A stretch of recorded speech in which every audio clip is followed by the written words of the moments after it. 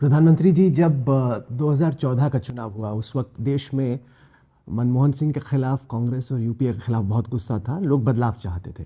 2019 का चुनाव हुआ, उससे पहले पुलवामा, बालाकोट हुआ। राष्ट्रीयता का भाव था देश भर में और लोग आपको एक और मौका देना चाहते थे। इस बार विश्लेषक ऐसा कह रहे हैं कि क्या उस तरह का जोश और जज्बा वोटर्स में है जो कि 2019 में था? वोटिंग परसेंटेजेस थोड़ी सी कम हुई हैं। वोटिंग परसेंटेज के डिक्लाइन को आप कैसे देखते हैं?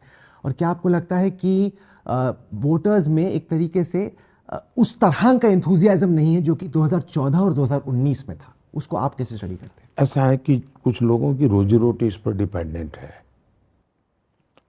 उनको खुद को रिलेवेंट रहने के लिए क्या करना होगा? कुछ तो चीजें सगुफे छोड़ने पड़ते हैं, वरना तो हवा बन जाए। यार ये तो जीता हुआ है, चुनाव में क्या है यार, एडवर्टाइजमेंट भी नहीं मिलेगा, कुछ बेकार हो जाएगा।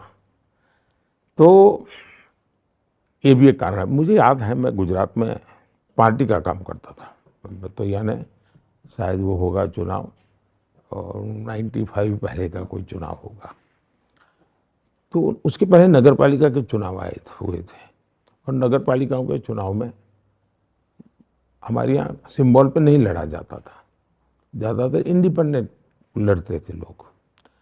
लेकिन भाजपा ने शुरू किया कि नहीं, हम सिंबल पे लड़े, लोगों को आदत डाल, क्योंकि जिम्मेवारी तय हो। लड़ते तो बीजेपी पे भी कार्यकर्ता लड़ते थे, इंडिपेंडेंट लड़ते थे, तो हम पार्टी सिंबल पर लड़े। लेकिन स्वाभाविक थे, इंडिपेंडेंट ज़्यादा जीते। हमारा पहला दिल्ली से जो पत्रकार आते थे ये फाइल लेके आते थे, और चुनाव असेंबली का चुनाव था, सवाल यहीं से शुरू करते थे। अब ये भी तो असेंबली में हार गए थे, चुनाव कैसे जीतोगे? अब ये भी तो असेंबली। तो मैंने कहा यार तुम लोगों के पास कोई काम नहीं है क्या? कोई तो होमवर्क तो करो। दोनों ये नगर पालिका का चुनाव कैसे होता है, स्टडी तो करो। वैसा ही है ये मतदान का। मतदान का पॉलिटिकल पार्टी के परफॉर्मेंस वगैरह चीजों से जोड़ करके देखने के बजाय ये देखना चाहिए कि लोकतंत्र में मतदान बड़ा महत्वपूर्ण है। उदासीनता लोकतंत्र के लिए अच्छी नहीं है। हमारा नैरेटिव वो होना चाहिए ताकि देश के लोकतंत्र मजबूत हो। उसके बजाय हम उसमें से रिजल्ट खोजने लगते हैं, और वो भी तथ्य नहीं है, तर्क है सिर्फ। अब उन तर्कों के पीछे समय बर्बाद करके क्या करेंगे जी लोग? मैं नीचे जमीन पे जाता हूं, और मैंने कभी पहले क्लेम नहीं की है जी। आपने देखा होगा मेरे खिलाफ शिकायत ये है कि मैं हार जीत के क्लेम नहीं करता रहता हूं।